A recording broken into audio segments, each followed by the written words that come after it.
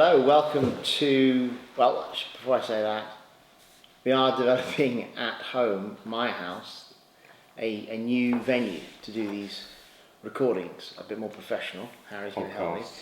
And so on camera. What are they not in called? Vision, but before who that... said in Vision? Dad's been asking me, we need to do a podcast. And I'm like, Dad, I'd love to do a podcast. He goes, yeah, but we have to do it in Vision.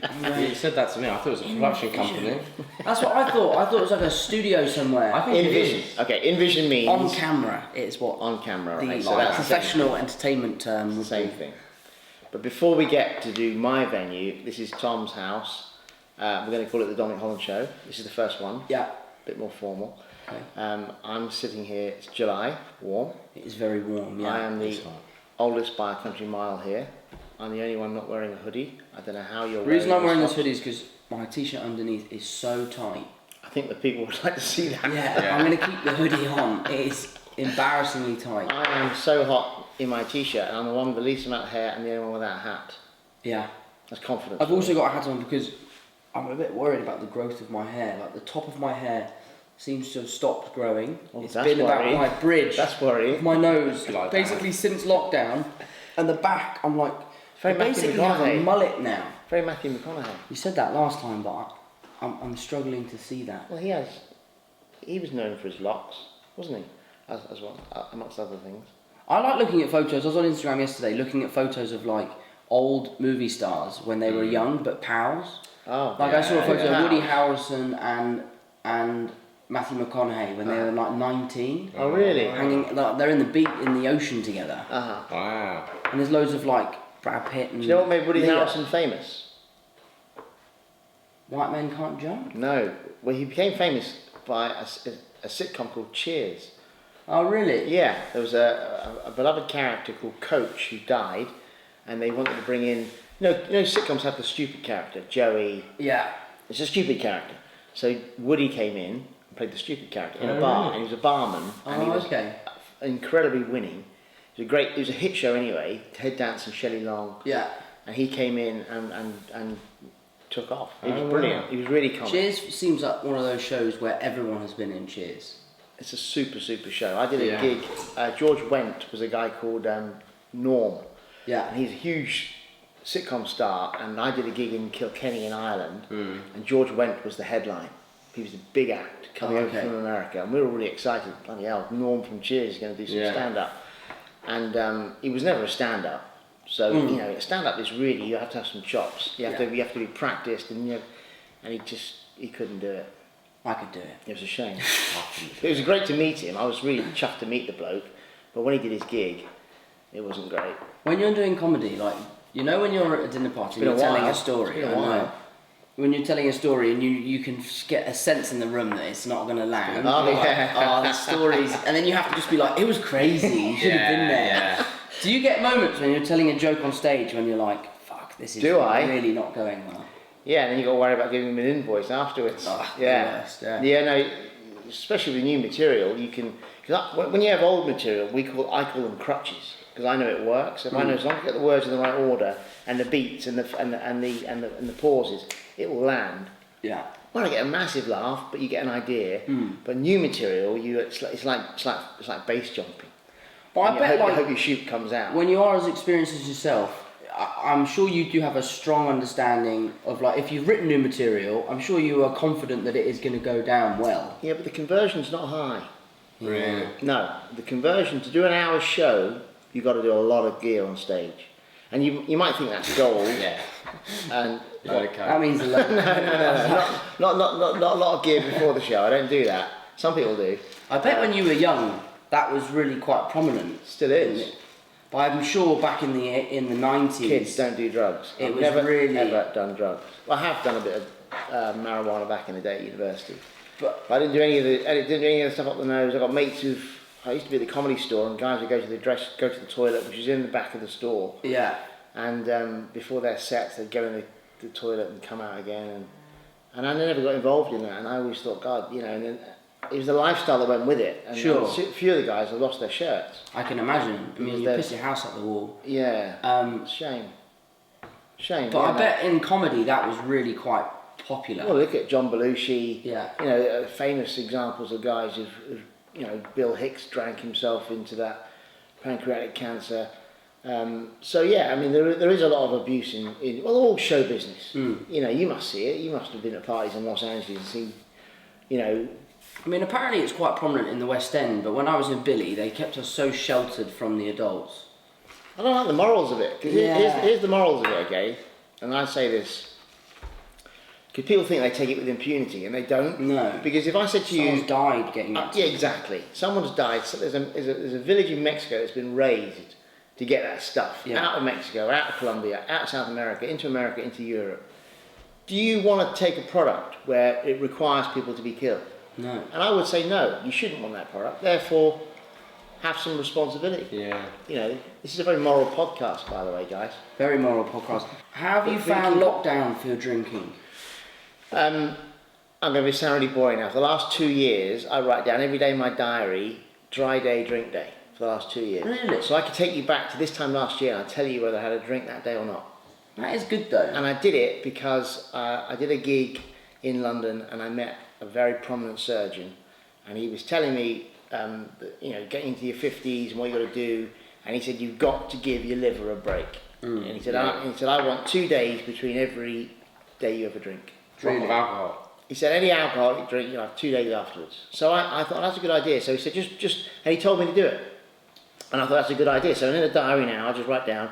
And so if I'm going away with the lads on a weekend, then clearly I'll go 3 days drinking. Sure. I'm not going to be, you know, I'm sorry I can't drink, guys. But I will then go a week without a drink. Right. And I will try and take these intervals because, you know, you guys think you guys are young, you're going to live forever. Well, you ain't. And it's going to be like that. You're going to be suddenly 50, but your kids are going, oh, where did that go?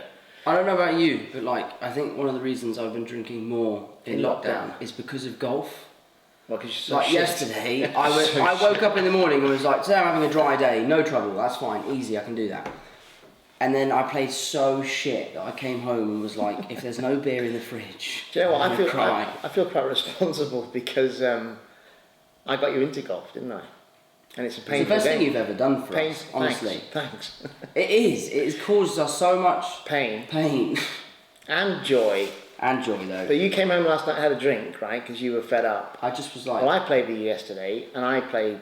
You played really well delighted. yesterday. So I came home, and Nikki said, I thought Nikki had done a spag bog. So Sam, I said to Sam, we're going to have a spaghetti bolognese tonight. Sam goes, that's fantastic. We're driving home. Got home, and Mum goes, no, we're getting a takeaway. And you know that lockdown takeaways take a long time. Yeah. So Sam was absolutely crushed. He was hungry, wasn't he? So I stuck a load of beers in the freezer. Yeah. Mum and I went to the Indian, Lala Cash in New Malden. I like Lala Cash, it's really nice. Bit of a name check for them, nice little local business. And we stuck the beers in the freezer because I was so happy I played well. Have a drink. So it's exactly, if So you win, you have a celebratory beer. If you lose, you have a beer to drown your sorrows. It works both ways, yeah. So Harry's playing good golf at the minute. It's crushing me. But you're not taking it very seriously, are you, Harry? It's all I want in life, is to be good at golf. You're a maniac, man. You're quite like me, Harry. I see traits in both of you that are similar to me, and one of your traits is that you are full on.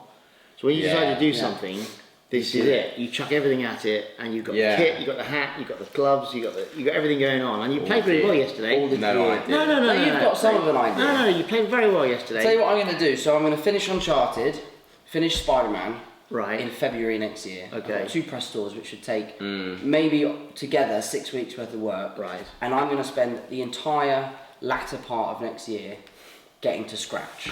You will never play scratch. That I'm going to get to 1. I don't even think you could get to 1. But I'm talking, I'm going to play every day.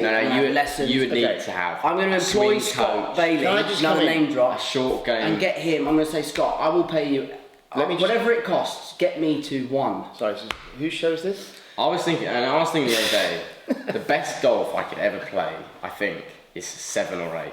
I don't think I could get lower get to than 5. Okay. I don't think I could because lockdown has been my Opportunity Mecca. It's been the opportunity to get down there. And I'd say I'm like 12 now. The mistake both of you have made, if I could come in with a bit of wisdom, is that you didn't play from the ages of 15 to 20. Yeah, that is big time. Now, there's a little man at home called Patrick Holland. He is not going to be as good as us at golf. I think he will. Can I just finish? He is 15, and he is going to play from 15 to 20. He will kick both But of your think about asses. how much better. We were both better than Paddy at golf. No, but when you've we got were to think 12. like I'm telling you. But you stopped playing. Yes, and that's formative. Like, I think, stopped playing from when I was 15 to 19. Yeah, and I think that's And a I play formative twice part a of year. your golf. But because if Paddy plays once a week, twice a week, from now until he's our age, he's going to be... And he's more gifted sportsman than all of us. But also, what happens is I don't think he is. when you're He 15, is. you get strong. You get into puberty, and that's. I'm still waiting for puberty. Hollands to don't come do along. puberty at 15. When you go to Berlin Tess. and I get lower than 10, I'm going to print off my handicap certificate and I'm going to mail it to you. I'm thinking of saying to Sony that like they have to rent me an apartment with a golf simulator in it so I can keep practicing. I'll have to write to Sony to apologise to them for giving Sorry you for this, Tom's giving golf you this obsession, game. yeah. Dear Sony, I am sorry that I ever got my son to play golf. It's a great game, but Well, it's Mark a game will you be love to playing hate. golf, won't he? You can just play with him. Yeah, I hope so. He's a good golfer. Is he Yeah, I've heard left-handed? he is left-handed. Is yeah. he? Yeah. Wow. I was so happy when I went to visit him in his house to have the meeting about Uncharted. He showed me I around bet his that's house. a real dump. No, his house is amazing. And in the back of his house, he has like a kind of golf green and then like a tee, like 140 yards away. And I hadn't played in a while. Well, in his house. In his house, and he's given me a tour, showing me around. He's a lovely bloke, and he takes me up to the tee box, and I was going, I'm gonna have to hit a golf ball in a minute, and I've got the shanks. Like I'm really scared that I'm gonna shank this into his house. Ruin his neighbour. And then I saw the clubs, and I went, oh, thank God, he's left-handed. I can't hit Oh, it. I see. But then he hit a pitching wedge to like inches. Well, the green's like they're firm. Or They're AstroTurf. Oh, so how does the ball stop then? No, they're like, I've it's got a they've got a proper, bit of give in them. Probably got a bit of. Not they're like a in the proper world of golf golf green. like that. No. It's like, Oh, right, okay. it probably plays like a regular green. Yeah. really? But you just don't need Probably a got, probably got gardener better to come- sand, so it absorbs the ball as it lands. Yeah. It's awesome though. Like it's a bit of what a we dream need. house, if I'm honest. That's Yeah. exactly what we need. It's in Los Angeles. In Los Angeles, yeah. But You've got the space in America. You couldn't have that in England. no, they've got so much space in the States. No, not at all. I mean, we watched Cherry 2 nights ago. We got a new edit of Cherry, and one of the house that we were shooting in. How much was it? Which house? The house? Do you remember the house? The That drug you live house? in? Yeah. Oh, it was like $30,000. No, it was less than that. It was like Is that because it's Cleveland and that's a $3,000. depressed area now? Yeah, it's just because there's so much You space. can buy a house for like $5,000. In Cleveland? Yeah. But not in Los Angeles. No, not Oh, in Los no, Angeles. No, I couldn't believe it. So we bought a load of property in Cleveland. And Look at yeah. Mum was asking me about Cherry the other day because she wants to see it. My mum, Granny Tess, Yeah. your Granny Tess, goes, I'd love to watch the film Dumb Cherry. I said, Mum's not for you, Mum. No, it's not. No, I'd like Spies her in to see disguise, it. Mum. Yeah, she can. No, see because it, she but- understands that it's a film. Yeah, but it's still a hard watch. It's definitely a hard Yeah. watch, but I think it's my best work, and I'm so Yeah. proud of it. I think she'd be able to. I mean, I don't think Granny Tess is going to watch that film and go, Tom, I can't believe you're doing heroin. Yeah, She's not going to actually think I'm shooting no. heroin. I tell you what, I watched that documentary on Netflix, The Pharmacist. Oh. Did you tell me to watch that? Yeah. And it's. Did you finish That's it? what Cherry's about. I did finish it, and I was incredibly angry when they shut down the rogue physician. Physician, What's yeah. her name? Doctor. I can't remember. She was prescribing all night. Yeah. Okay, and the father who lost his son, which is actually not similar to my book, but he got her shut down, and overnight 23 new physicians mushroomed out of the ground and started prescribing those drugs, and I They call them pill mills. that's the most depressing resolution to a documentary. It's awful. Because if you're a doctor, right, you're the cleverest kid in the class, Yeah. mostly. And you've got means, you've got opportunity, you've got family behind you.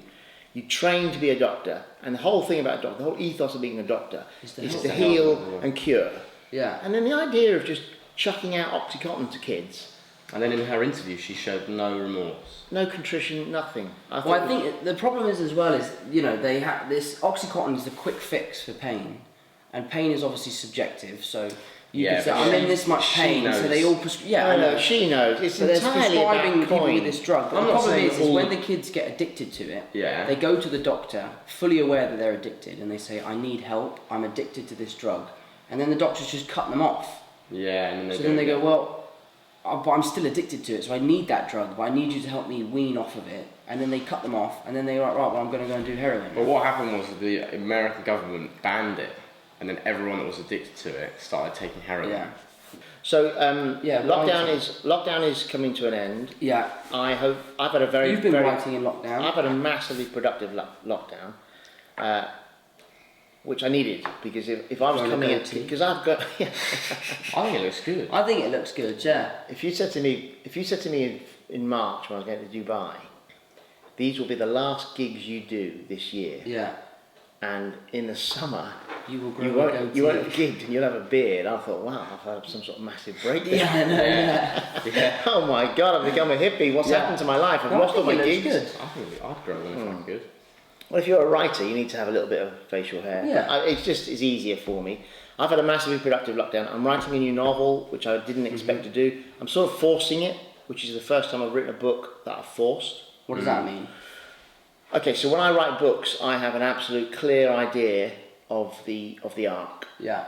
And it does change and waver, and I do meander through, and I find little different resolutions, but I have a good idea of the book. Yeah. This one is much more, I have a start, and I have a broad, sort of vague ending, and in the middle, the second act, I'm so it's like an improvised book. Pretty much. That's pretty cool. And I think it's going to work. I'm just about to publish a new chapter. I'm publishing it online. Nice. So I'm writing it online, so people are watching and reading as I write it, and they're giving me feedback. That's quite cool. Oh. And they're giving me a few steers, which I've really liked. I like the fact that it's collaborative. So that's good fun. I've done that, and I'm about to publish a new book, which is a rework of my third novel called The Fruit Bowl, which you've read and you haven't read. Here it is. I have read it. No, you read the old version. This is the new book. But how different is it? Well, this is very different. This is I published this about 3 weeks ago. And I thought it was a pristine book, and if you can see the dog ears here, these are all typos. Oh.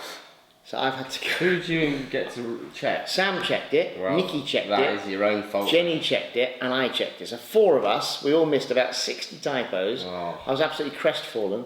So I've gone through and I've done it again. I've republished it, and they're going out on the 13th of July. I noticed 0 typos. I'm just like direct. So me and Tom are going to sign this, and we're going to give this. We're going to make this a prize to someone on Patreon. Yeah, that very copy, because all my notes are in there, and at the back of the notes, back of the book, are all the notes about the things. As I've read it, these are all notes on. Oh wow! These are all notes on things that are in my life that I use to make the story up. Oh wow! So these are all notes. So I'm going to give this as a prize to someone. Oh nice! Oh, nice one. So I've been doing that in lockdown, Yeah. and I've really enjoyed the fact that it has been productive. Mm-hmm. Yeah. I've been pretty depressed if I hadn't earned any money, and Didn't achieve anything. I didn't achieve anything. So at least I've got a new book coming out. I guess you're lucky in that sense that your job can be done from home. Completely. This part of your job. Yeah, this part. I mean, loads of people are just Yeah. stuck Kicking at home around, and can't yeah. do anything. So it must have been so difficult. But we've been writing, Yeah. Wow. which is really fucking hard, man. Thank Writing you. is difficult. Thank you. It is. It's a real grunt. Yeah, and it's also one of those things where If you're my son, then you'll be finding it very hard. it's so difficult. And we turned in a draft how long ago? 3 weeks ago. The first one or the latest The one? latest one. Yeah, 3 weeks That was ago. really we thought that's it. That is Yeah. the film. Shooting draft. We thought that's a Shooting shooting script. draft. This is spot on. And honestly, Never gonna Yeah. happen. we got a really positive feedback, Yeah, didn't we? yeah. But they gave us this one note, which is such a good note. But it means Watch, improve it. no, but it, Yeah. yeah. Loads But of it means typos. that Not we good basically enough. have to. Rewrite the third act. Yeah, we can't restructure the third act. We can't put scenes in here and take that scene out and put a different scene in. We have to basically chuck it all. And do you out. have to do it, or do you, or are you doing it because they've told you to do it?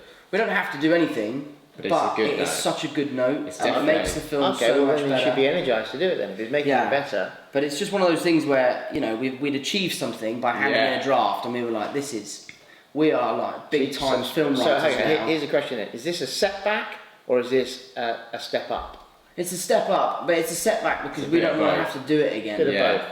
So it means you can play less golf. Yeah. When we turned it in, we were like, that is sick. We're going to be like Matt Damon and Ben Affleck, and then we're going to win the Oscar at 21 and 24, well, and then... It's not really an Oscar film, is it? And then they came out with that note, which is a good note, and we should put it in. But we have put it in. We are putting it in. You are putting it in.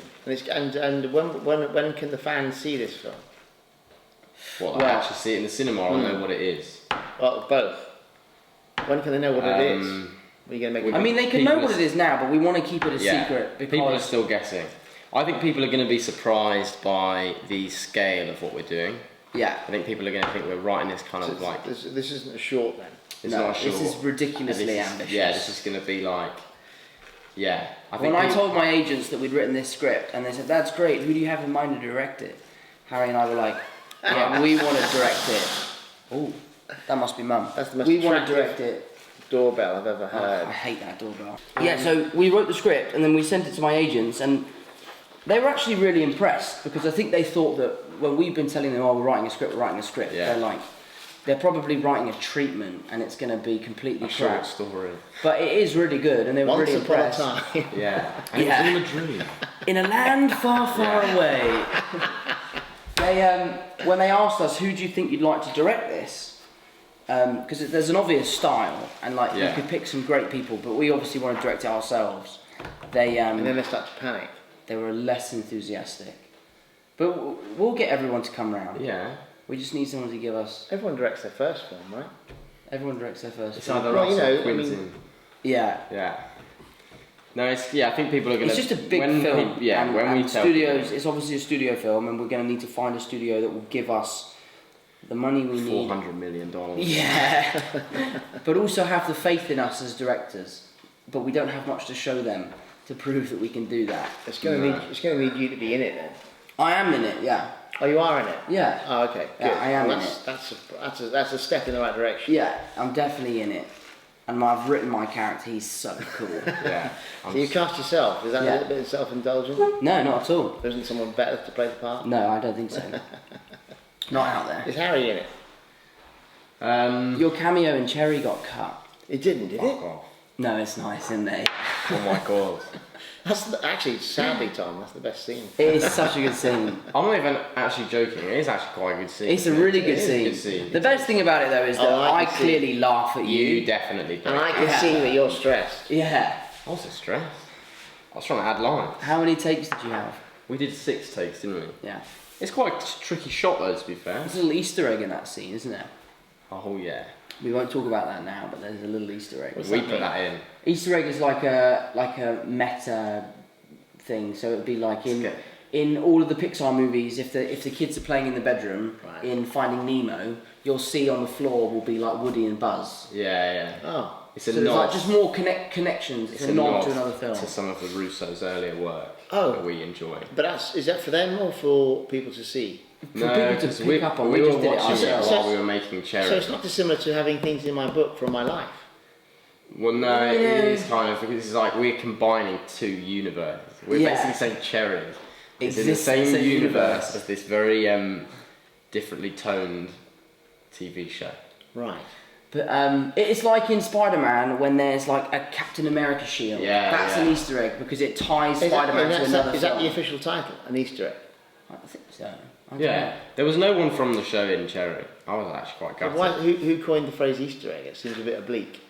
That's just what it's I think it's because an Easter egg hunt and you have to hunt you have to find little gems. That's probably where it comes from. Yeah, that makes sense. I think Anthony loved it. When we told him, he was like, oh yeah, that's great. Because we kind of said to him, do you mind if we do this? It's a little nod to some of your earlier work. And the thing I love about the Russos is they're like, yeah dude, try it, see if it works. So we were playing golf the other day at our club, and Harry's been playing there a lot more than me. Yeah. So we show up to the tee with you're our doing 2 all the mates, writing, right? Doing all the writing. Yeah. Show up to the tee, and the starter goes, oh hi, you're Harry's brother. You're Harry's brother. And immediately I was like, I almost said no, I'm not. Because it was so weird. Normally it's the other way around. I see. Down at the golf club, he's Harry Holland's brother. Yeah. I get that all the time. I've been introduced. I got introduced the other day as this is Tom Holland's dad. Who's my name? What are you doing tomorrow? There's a tournament tomorrow. golf tournament. Yeah, you could.